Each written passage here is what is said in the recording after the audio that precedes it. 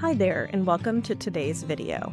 I'm Dr. Kristen Turner. I'm a board-certified specialist in exotic companion mammal practice and the founder of the Exotic Vet Consultant.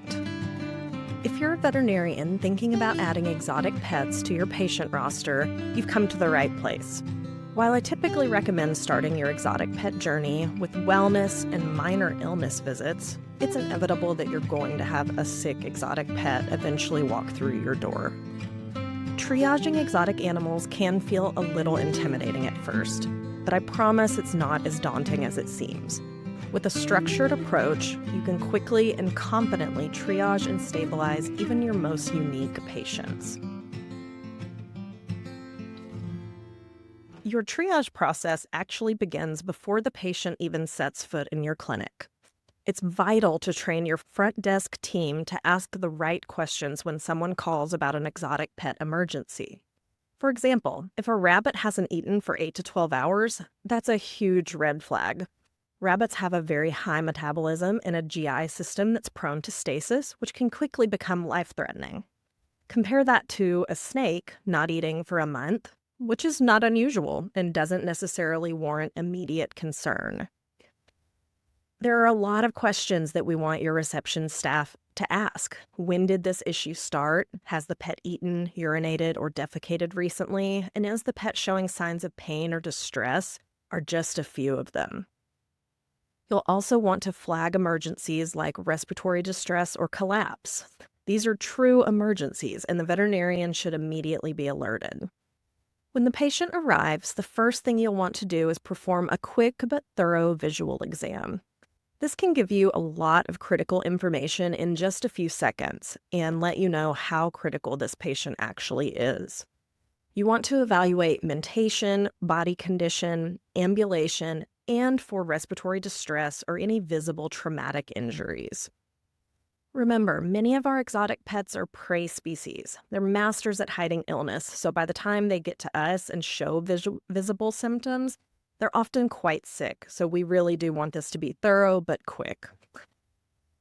If the patient is not bright, alert, and responsive, we want to use the ABCDE protocol to systematically assess the patient and ensure that you don't miss any life-threatening problems. If there are any concerns along the way, we want to address them before moving on to the next step. So starting off with A is for airway. We want to check for obstructions and listen for abnormal sounds like stridor. Rabbits with rhinitis can develop mucus that builds up and externally blocks their nasal passages, but that can quickly and easily be removed once identified. Clear any visible obstructions and start oxygen therapy if needed.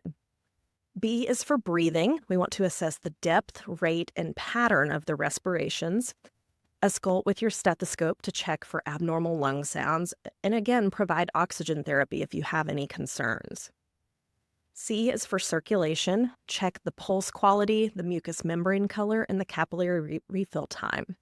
Look for pale gums or delayed refill, which can indicate shock. Sculpt the heart to detect abnormal heart sounds or rhythms, and if there's bleeding, apply pressure immediately and consider fluid therapy. D is for disability, which is another way for saying neurologic status or mentation. We want to assess their mentation and reflexes. Uneven pupils or a poor response can indicate serious neurologic issues. But keep in mind, most rabbits and rodents normally lack a menace response, so the lack of that is not an indication of a neurologic issue. E is for exposure or environment, so inspect the entire body for wounds or burns. Check the body temperature at this point and adjust their environment. Many exotics like birds and reptiles can benefit from supplemental heat if they're hypothermic. And we also want to treat any wounds if present and if the patient is stable enough to handle treatment at that point. And then once you've assessed the patient, it's time to stabilize them. So our top priorities are going to be oxygen therapy. Now, if you've done your proper ABCDE assessment, your patient should already be on oxygen if it's indicated. At this point, I really consider sedation. If there's any respiratory distress, pain, or significant stress appreciated, really don't hesitate to administer mild sedation. Catecholamine release from stress is often more dangerous than the minor risk of mildly sedating a sick exotic patient. For heat support, our birds and reptiles often benefit from supplemental heat, but don't assume all species do. For mammals, you often will have them come in hyperthermic. And some species, like ferrets and chinchillas, can be easily overheated, so close monitoring is indicated. Dehydration is a common problem in our sick exotics, so subcutaneous fluids are often a great starting point for many small mammals.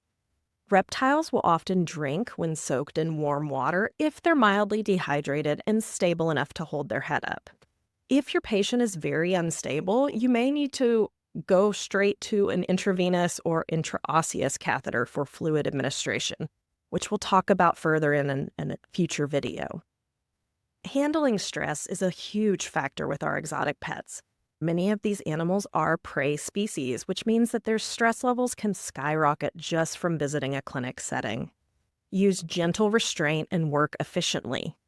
And as I mentioned, for fractious or very fragile patients, don't hesitate to use chemical restraint if it makes the process safer for both you and the animal. So keep handling time to a minimum, break it up into small portions if you need to, use towels or small boxes to help them feel secure, and reduce noise and distractions. Now, if possible, we do want to house our prey species away from predators like cats, dogs, and ferrets. However, close monitoring trumps stress, so if it's not possible to separate them, I would much rather you keep them where they can be closely monitored with mild sedation next to a predator than locked away in a ward where you're only checking on them occasionally. So by following these triage steps, you'll set yourself up for success with exotic patients. The key is preparation, a systematic approach, and observing your patient. Take things step by step and don't be afraid to stop, sedate, and stabilize along the way. With time, you'll become as confident triaging a rabbit or reptile as you do a dog or a cat. Thank you for watching, and if you found this helpful, be sure to like, subscribe, and check out more resources at The Exotic Vet Consultant, at my website and on Instagram, and then more content coming on here. See you next time.